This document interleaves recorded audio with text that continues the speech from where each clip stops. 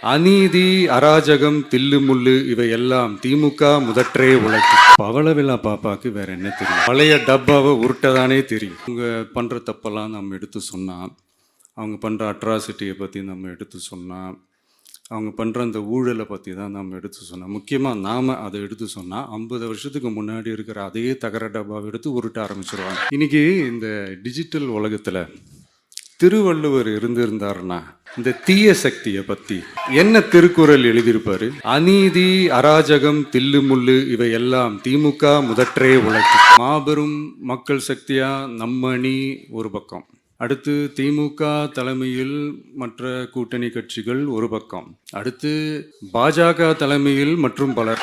என்னப்பா சிரிக்கிறீங்க? உண்மையதானே சொன்னேன். ஏய் விஜய் வீட்டு விட்டு வெளியே வா, ஏய் விஜய் வீட்டு விட்டு வெளியே வா. இப்படியெல்லாம் கேட்கும் போது எனக்கு எப்படி அது தோணுதுன்னா, ஐயோ இவங்க ஒவ்வொரு வீட்டுல இருக்கிற ஒவ்வொரு விஜயும் இவங்க கூப்பிடுற மாதிரியே எனக்கு தோணுது. ஓட்டு போடுற அன்னைக்கு ஓட்டர் ஐடிய கையில் எடுத்துக்கிட்டு ஒவ்வொரு வீட்டுல இருக்கிற ஒவ்வொரு விஜயும் ஒவ்வொரு விஜயும் பூத்து பூத்தா காலையிலேயே வந்து நிப்பாங்க பாருங்க. அன்னைக்கு தெரியும் பாருங்க, ஏண்டா இந்த விஜய கூப்பிட்டோம்னு. நம்ம கட்சியினுடைய 2வது ஆண்டு விழா, அதாவது 3rd இயரோட தொடக்க விழா இன்னைக்கு தமிழ்நாட்டில் ஒரு மிகப்பெரிய ஒரு கட்சியாக நம்ம வளர்ந்து இருக்கிறோம் அப்படின்னா அது உங்களால் தான். ப்ளஸ் நம்மளை நேசிக்கிற கோடிக்கணக்கான மக்களும் தான் அதுக்கு ஒரு மிக முக்கிய ஒரு காரணம். நீங்கள் தான் என்னுடைய ஒரு மிகப்பெரிய ஒரு பலம். உங்களை நம்பி தான் நானும் நம்ம கட்சியும் இருக்கிறோம். இதை நான் சொல்லி தான் உங்களுக்கு தெரியணும்னு அவசியம் இல்லை, இது உங்கள் எல்லாருக்குமே நல்லா தெரியும். அதனால் இன்றைக்கி உங்கள் எல்லாருக்கும், நம்ம கட்சியில் இருக்கிற தோழர்களுக்கும் தொண்டர்களுக்கும், இந்த கட்சியினுடைய ஒரு தலைமை தொண்டனான என்னுடைய வாழ்த்துக்களும் நன்றிகளும்.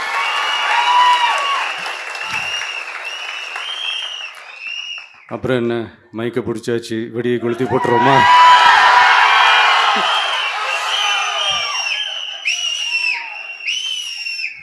(1977) ஜூன் மாதம்னு நினைக்கிறேன், ஜூன் மாதத்தில் புரட்சி தலைவர் எம்ஜிஆர் அவர்கள் ரேடியோவில் ஒரு பேட்டி ஒன்று கொடுத்தாங்க. அதில் பேசும்போது சொன்னாங்க, பேரறிஞர் அண்ணா அவர்கள் இருந்த இடத்தில் இப்படிப்பட்டவர்களும் அமர்கின்ற ஒரு நிலைமை ஏற்பட்டுச்சேன்னு எண்ணி எண்ணி கண்ணீர் வடித்தேன். அன்னைக்கு அந்த கண்ணீரை துடைக்க ஆரம்பித்த இயக்கம் தான் அண்ணா திராவிட முன்னேற்ற கழகம்னு சொன்னார். அதே மாதிரி 2017க்கு அப்புறம் 2021க்கு அப்புறம் தமிழ்நாட்டுடைய நிலைமையை பற்றி யோசித்து பார்த்த நம்ம தமிழக மக்கள், காமராஜர் அவர்கள் இருந்த இடத்தில், அண்ணா அவர்கள் இருந்த இடத்தில், எம்ஜிஆர் அவர்கள் இருந்த இடத்தில் இப்படிப்பட்டவர்களும் அமர்கின்ற ஒரு நிலைமை ஏற்பட்டுச்சேன்னு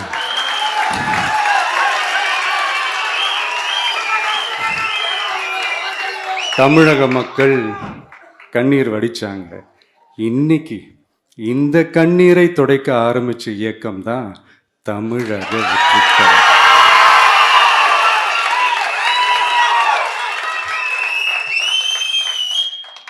இப்படியெல்லாம் நம்ம பேசுறதுனால கண்டிப்பாக சில பேர் கொந்தளிப்பாங்க. அது பற்றில நம்ம கவலைப்படக்கூடாது, ஏன்னா கொந்தளிக்கிறது தான் அவங்களுக்கு வேலையே. புரிஞ்சுங்களா அவங்களுக்கு? ஏன்னா எம்ஜிஆர் அவர்கள் கட்சி ஆரம்பித்தப்போ, ஏன் அவர் ஜெயிச்சதுக்கப்புறம் கூட சட்டசபையில் கூட ஏதோ ஒரு நடிகர் கட்சி வந்திருக்குதான், ஏதோ ஒரு புதிய கட்சி வந்திருக்குது, புரட்சி தலைவர்னு ஒருத்தர் வந்து, இப்படியெல்லாம் கேலியும் கிண்டலுமா. அதனால் யார் அரசியலுக்கு வந்தாலும் இப்படி கொந்தளிக்கிறது தான் அவங்களுடைய வேலையே. அப்படி தான் நாம் அரசியலுக்கு வந்ததுக்கப்புறம் கூட இந்த விஜய்க்கு என்ன அனுபவம் இருக்குது, எம்ஜிஆர் அவர்களுக்கு எவ்வளோ அனுபவம் இருக்குது தெரியுமா? 52லேருந்து 72 வரைக்கும் அந்த 20 இயர்ஸ் திமுகவில் இருந்த ஒரு அரசியல் அனுபவம் எவ்வளோ இருக்குது தெரியுமா? விஜய்க்கு என்ன பெரிய அனுபவம் இருக்குதுன்னு கேட்டால் அதே வாய் தான். அன்னைக்கு எம்ஜிஆர் அவர்களை பார்த்து அன்னைக்கு எம்ஜிஆர் அவர்களை பார்த்து அரசியல் அரிச்சுவடி தெரியாதவர், கவர்ச்சியை மட்டுமே நம்பி இருக்கிறவர், அட்டை கத்தி, வாய் விளம்பர வள்ளல், இவருக்கு கேள்வி மட்டும்தான் கேட்க தெரியும், பதில் சொல்ல தெரியாது, நிருபர்களை சந்திக்க மாட்டார், டெல்லியை வகச்சிக்க மாட்டார், மேலே இருந்து அவருக்கு அவ்வளோ ப்ரெஷர் இருக்குது, அப்படி இப்படின்னு சொன்னதும் அதே வாய் தான். அதனால் எம்ஜிஆர் அவர்களை மட்டும் இல்லை, அவருடைய தொண்டர்களை கூட விட்டு வைக்கல. அது என்னது, இந்த பளபளப்பு ஜொலி ஜொலிப்பை பார்த்தா பல்லிழிப்பவங்க, இப்படியெல்லாம் கிண்டலும் கேலியுமா, இது எல்லாம் மக்கள் ஒரு மாதிரி சைலண்ட்டாக வாட்ச் பண்ணிக்கிட்டு என்ன பண்ணாங்கன்றது உங்களுக்கே நல்லா தெரியும். அவர் ஜெயிச்சதுக்கப்புறம் இந்த அரசியலில் பழந்துன்னு கொட்டை போட்ட அனுபவிச்சாலையும் இருப்பாங்கன்னு சொல்லுவாங்கல்ல, அவங்க எல்லாருக்குமே அந்த கோட்டைன்றது ஒரு பகல் கனவாகவே மாறிடுச்சுன்னா பார்த்துக்கோங்க. 77 மாதிரியே இப்போவும் அந்த பழைய தேஞ்சு போன, துருபிடிச்சி போன, நஞ்சு போன அதே அந்த பழைய வெப்பனையும் இப்போவும் கையில் எடுக்கிறாங்க. அதனால் மை டியர் ஜென்டில்மேன், டெக்னாலஜிலாம் வளர்ந்து வேற எங்கேயோ போயிட்டுருக்கு, அட்லீஸ்ட் உங்கள் டெக்னிக்கையாவது கொஞ்சம் மாற்றுங்க பாஸ்.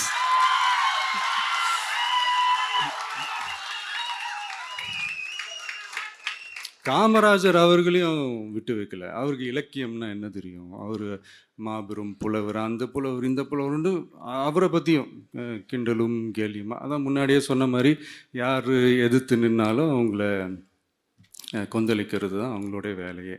ஸோ இப்படி அவங்க பண்ணுற தப்பெல்லாம் நம்ம எடுத்து சொன்னால், அவங்க பண்ணுற அட்ராசிட்டியை பற்றி நம்ம எடுத்து சொன்னால், அவங்க பண்ணுற அந்த ஊழலை பற்றி தான் நம்ம எடுத்து சொன்னோம். முக்கியமாக நாம் அதை எடுத்து சொன்னால் 50 வருஷத்துக்கு முன்னாடி இருக்கிற அதே தகர டப்பாவை எடுத்து உருட்ட ஆரம்பிச்சிருவாங்க.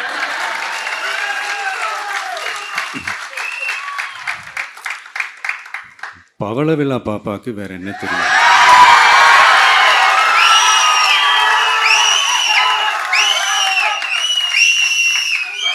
பழைய டப்பாவை உருட்டதானே தெரியும்.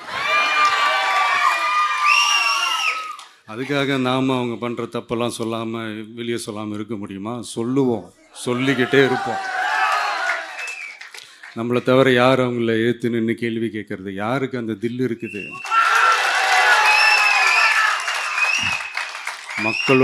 மக்களோட ஒரே பிரதிநிதி நாம் மட்டும்தான்.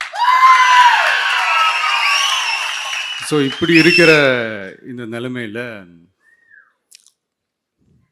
இன்னைக்கு இந்த டிஜிட்டல் உலகத்தில் திருவள்ளுவர் இருந்திருந்தாருன்னா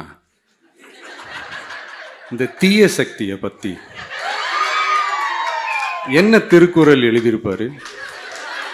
ஒரு கற்பனையா, அநீதி, அராஜகம், தில்லுமுள்ளு இவையெல்லாம் திமுக முதற்றே உலகு.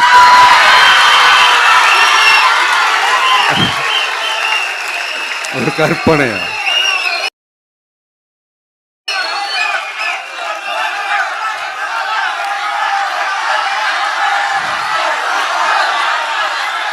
அநீதி, அராஜகம், தில்லுமுள்ளு இவையெல்லாம் திமுக முதற்றே உலகு.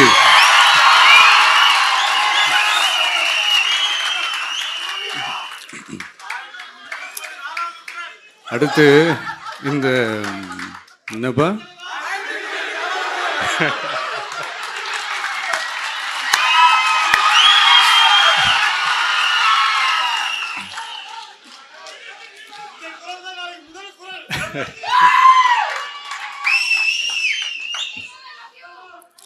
அடுத்து இந்த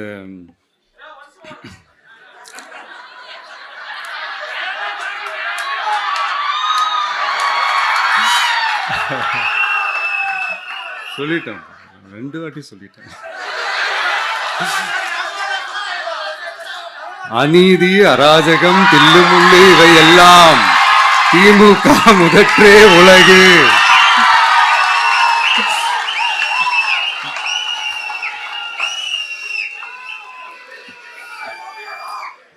அடுத்து இந்த இந்த மும்முனை போட்டி, 4 முனை போட்டி அப்படிலாம் சொல்கிறாங்களே, சரி அவங்கள பொறுத்த வரைக்கும் அப்படியே இருக்கட்டும். அதில் மாபெரும் மக்கள் சக்தியாக நம்ம அணி ஒரு பக்கம், அடுத்து திமுக தலைமையில் மற்ற கூட்டணி கட்சிகள் ஒரு பக்கம், அடுத்து பாஜக தலைமையில் மற்றும் பலர்.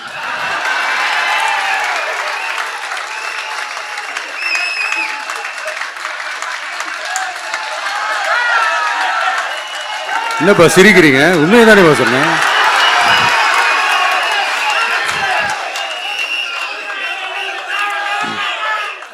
ஸோ இப்படி எத்தனை சக்திகள் எத்தனை பேர் வந்தாலும் திமுகவை வீழ்த்துறதுக்கு மாபெரும் மக்கள் சக்தியான நம்மளால் மட்டும்தான் முடியும், நம்ம டிவிகேவால் மட்டும்தான் முடியும்.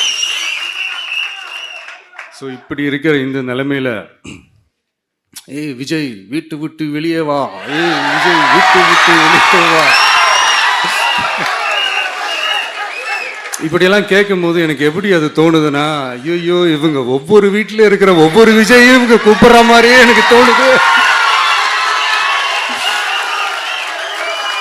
அப்படிதான் எனக்கு தோணுது. அதனால பொறுங்க பாஸ், வருவாங்க, முறையா வருவாங்க. ஓட்டு போடுற அன்னைக்கு ஓட்டர் ஐடியை கையில் எடுத்துக்கிட்டு ஒவ்வொரு வீட்டில் இருக்கிற ஒவ்வொரு விஜயும் ஒவ்வொரு விஜயும் பூத்து பூத்தா காலையிலேயே வந்து நிப்பாங்க பாருங்க. அன்னைக்கு தெரியும் பாருங்க, ஏண்டா இந்த விஜய கூப்பிட்டோம்னு.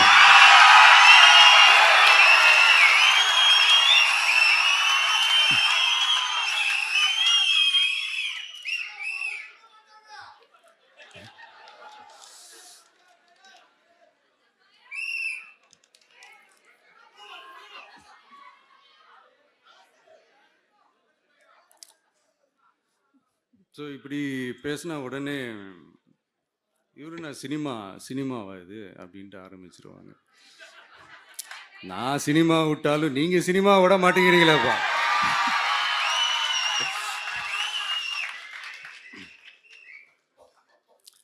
அப்புறம் இன்னொரு ரீசெண்டாக அந்த ஒரு விஷயம் போயிட்டு இருக்குல்ல, இந்த கருத்து கணிப்பு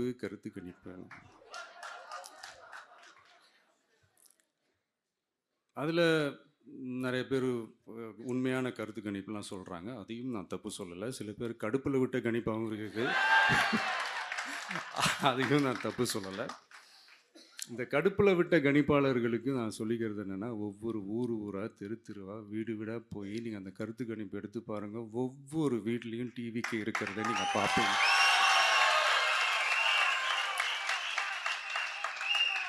அப்படி சப்போஸ் உங்களுக்கு அது ஷாக்கிங்காக இருந்துச்சுன்னா ரப்பர் வச்சு எல்லாத்தையும் அழிச்சிட்டு மறுபடியும் முதல்லேருந்து எடுத்து பாருங்க, அதே ரிசல்ட் தான் வரும்.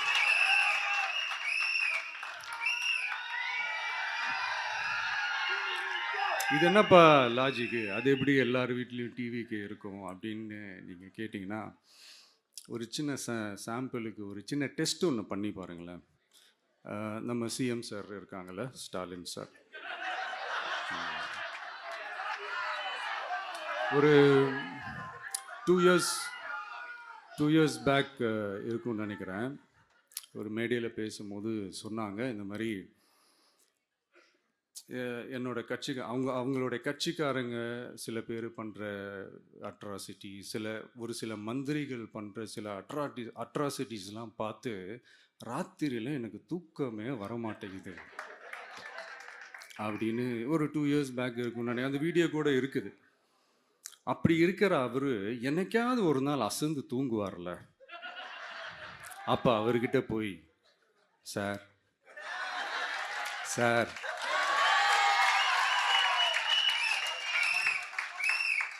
எந்த சின்னத்துக்கு சார் ஓட்டு போடுவீங்க அப்படின்னு கேட்டு பாருங்க. விசில் சின்னத்துக்கு தான்.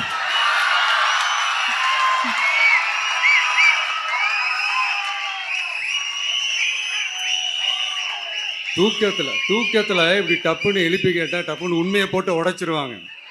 அதுக்கு சொன்ன அப்படி இருக்கிற இந்த நிலைமையில டிவிக்கு வந்து சிட்டியில தான் இருக்குது, டவுனில் தான் இருக்குது, வில்லேஜ் சைட்லலாம் இல்லை அப்படின்னு சொல்கிறவங்களுக்கு இந்த மாதிரி சில டெஸ்ட் எல்லாம் பண்ணி பாருங்க, தெரியும்.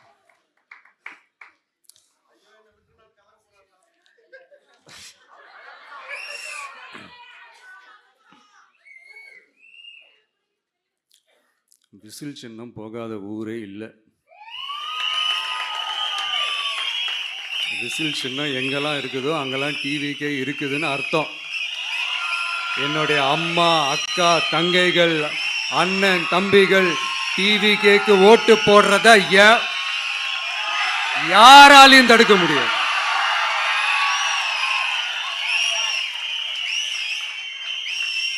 ரத்த சொந்தமா நம்மள நினைக்கிற நம்மளோட வகையராக்களை எந்த கட்சியாலையும் எவ்வளவு விலை கொடுத்தாலும் வாங்கவே முடியாது.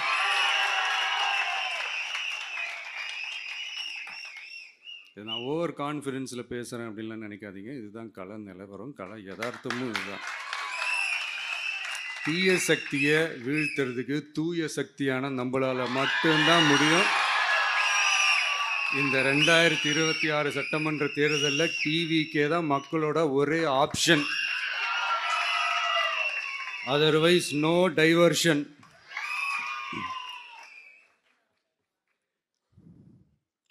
இந்த டப்பா இன்ஜின், ஓட்டை இன்ஜின், எவ்வளோ இன்ஜின் வந்தாலும் டாப் இன்ஜின் நம்ம டிவிக்கே தான்ன்றதை மக்கள் ஆல்ரெடி முடிவு பண்ணிட்டாங்க. அதனால நம்மளுடைய தோழர்கள் அதை மனசுல நல்லா ஏத்திக்கிட்டு இன்னும் ஷார்ப்பா ஒர்க் பண்ணுங்க. நான் ஏற்கனவே சொன்ன மாதிரி ஒன்றியம், நகரம், பேரூர், பகுதி, கிளை எல்லா இடத்துலையும் அந்த பூத்தா அந்த நம்மளுடைய வேட்பாளர்களுக்கு ஒற்றுமையாக இருந்து வேலை செய்யுங்க. நமக்கு மாபெரும் கூட்டணியான, மாபெரும் மக்கள் சக்தியான குடும்பமாக நம்மளோட இருக்கிறாங்க. இன்னொன்று அன்றைக்கி நான் சொன்ன மாதிரி நம்மளுடைய விசில் சின்னத்துக்கு ஓட்டு போட வைக்கிறது மட்டும்தான் உங்களுடைய வேலை. மற்றதெல்லாம் மக்களோட சேர்ந்து நான் பார்த்துக்கிறேன்.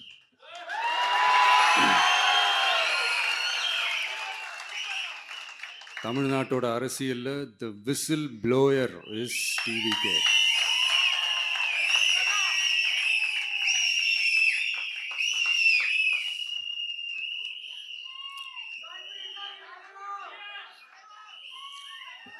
நம்ம மக்கள் இந்த விசில்ல ஊதுல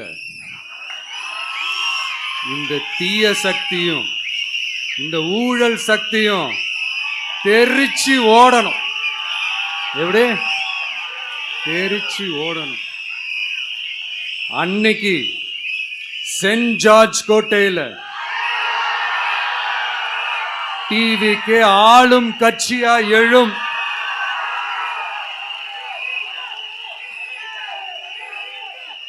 உங்களோட நான் இருக்கேன், நம்மளோட நம்ம மக்கள் இருக்கிறாங்க. இதுக்கு மேல என்ன வேணும்? கான்ஃபிடென்ட்டா இருங்க, நல்லதே நடக்கும், வெற்றி நிச்சயம். மீண்டும் சந்திக்கும் வரை நன்றி, வணக்கம்.